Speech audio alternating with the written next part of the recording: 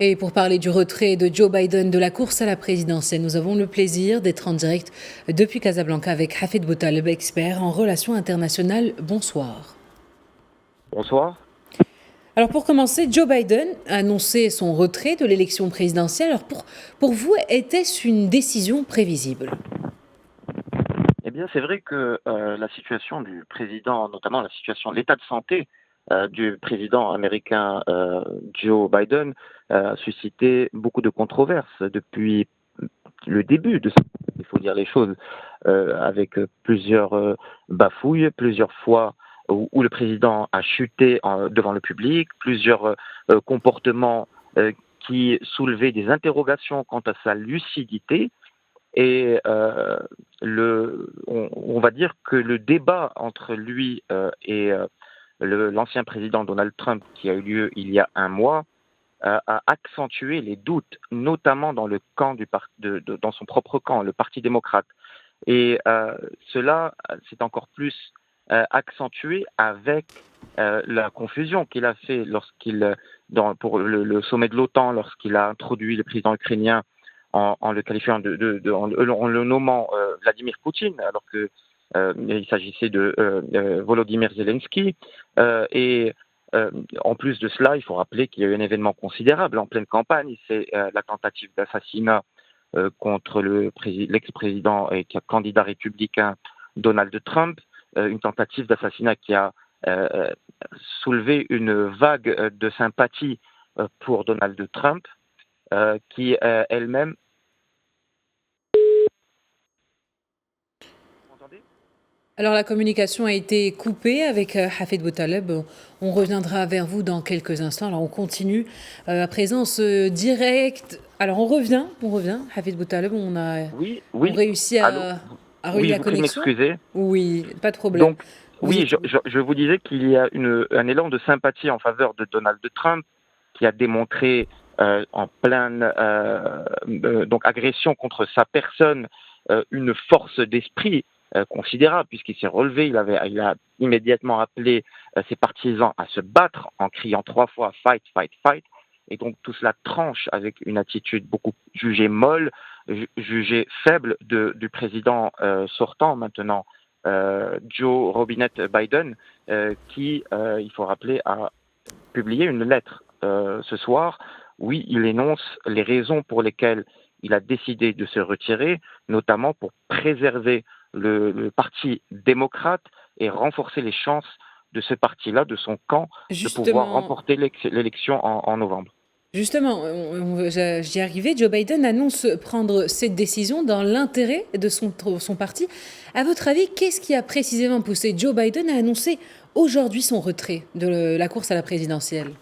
Alors nous sommes le 21 juillet, nous sommes exactement 6 mois avant la fin de son mandat qui se termine le 21 janvier prochain. Donc il préfère d'une certaine manière se concentrer sur les 6 mois qui restent, ayant montré qu'il n'avait pas l'aptitude physique adéquate pour pouvoir mener le combat.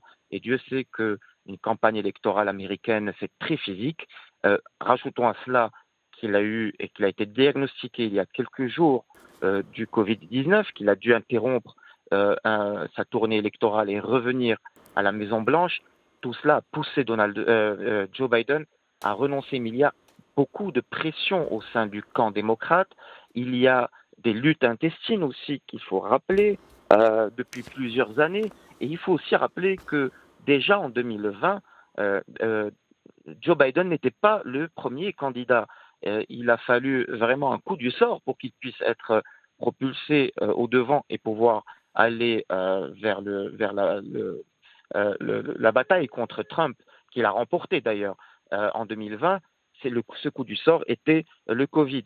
Il faut rappeler aussi que Trump l'appelait toujours Sleepy Joe, Joe le dormeur. Donc, ça fait des années que Donald Trump est suspecté d'avoir un Alzheimer, d'avoir une santé en déclin. Et donc tout cela a accentué les luttes intestines au sein du Parti démocrate qui affaiblissent ce parti, tandis que Donald Trump, lui, a mis au pas le Parti républicain qui semble fort et uni derrière son chef. Ce que je souhaite rappeler aussi, c'est que dans sa lettre, Joe Biden est aussi dans une logique de campagne. La lettre publiée ce soir, il rappelle les acquis que le Parti démocrate a pu obtenir, notamment sur le volet social, sur le volet environnemental, le contrôle de la vente d'armes, et aussi le fait qu'il ait nommé pour la première fois une femme issue des minorités au sein de la Cour suprême. Donc, il est aussi, bien sûr, dans une logique pour pouvoir faire en sorte que Donald Trump ne revienne pas à la Maison-Blanche. Et je dirais même que la logique du Parti démocrate aujourd'hui, ce n'est pas que le Parti démocrate gagne, c'est tout faire pour que Donald Trump ne puisse pas revenir à la Maison-Blanche.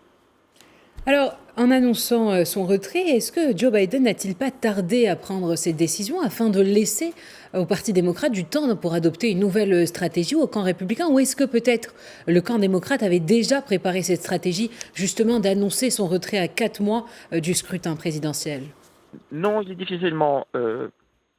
peut difficilement croire quand même que le Parti démocrate ait préparé ça, puisque ça nuit considérablement au Parti démocrate. Les sondages sont clairs.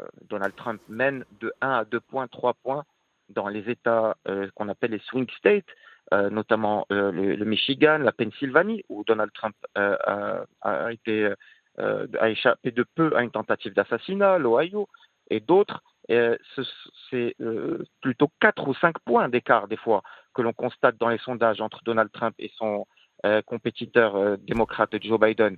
Donc, ce n'est pas une stratégie qui a pu être envisagée en haut lieu. Au contraire, on essaye aujourd'hui au sein des dirigeants démocrates de rattraper l'erreur que celle d'avoir laissé le président continuer et se déclarer candidat.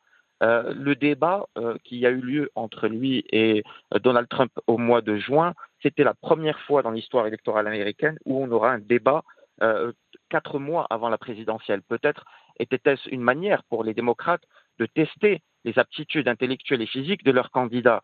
Après la tentative d'assassinat ratée qui a propulsé Donald Trump dans les sondages et qui lui a renforcé la sympathie du peuple américain, et après les bafouilles qu'il a fait, notamment au sommet de l'OTAN, il semblait clair pour les démocrates, pour qui il reste encore un mois, puisqu'il faut rappeler que la convention républicaine démocrate aura lieu le 22 août prochain, et il leur reste donc un mois, c'est juste pour pouvoir resserrer les rangs et trouver un nouveau candidat. Cela semble une tâche ardue, puisqu'il y a beaucoup de luttes intestines entre les dirigeants, il y a beaucoup de clans aujourd'hui au sein du Parti démocrate.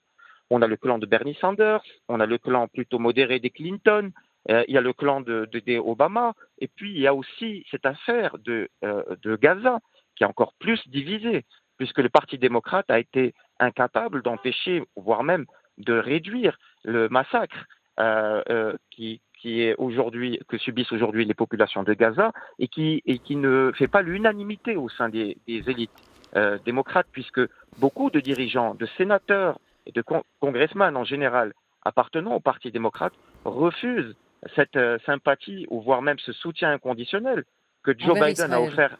Que Joe Biden a offert à Benjamin Netanyahou. Alors, Oui, allez-y.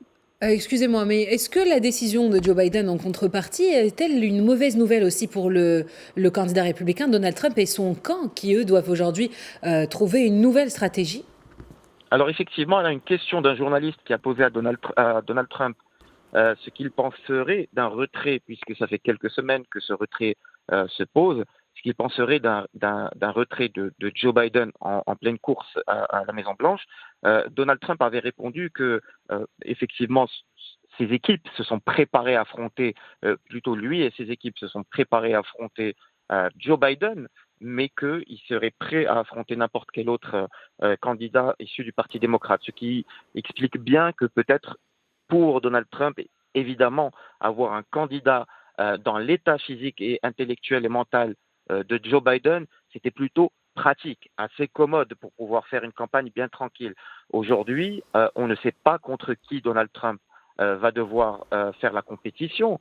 Peut-être Kamala Harris, peut-être un candidat surprise, mais il semble quand même que les démocrates aient très peu de choix et qu'ils soient beaucoup trop divisés pour pouvoir réellement s'accorder en un si peu de temps. Ils vont devoir le faire, mais la campagne est assez bancale. Et ce qu'il faut rappeler, c'est que beaucoup de candidats hésiteront à aller se lancer dans une campagne qui semble pour beaucoup perdue d'avance en faveur de Donald Trump, puisqu'ils vont préférer se préserver pour 2028 plutôt que de se griller en 2024 et perdre une opportunité peut-être en 2028 de pouvoir gagner l'élection présidentielle contre le Parti républicain. Eh bien, merci Hafed Boutale pour toutes ces précisions. Je rappelle que vous êtes expert en relations internationales. Merci.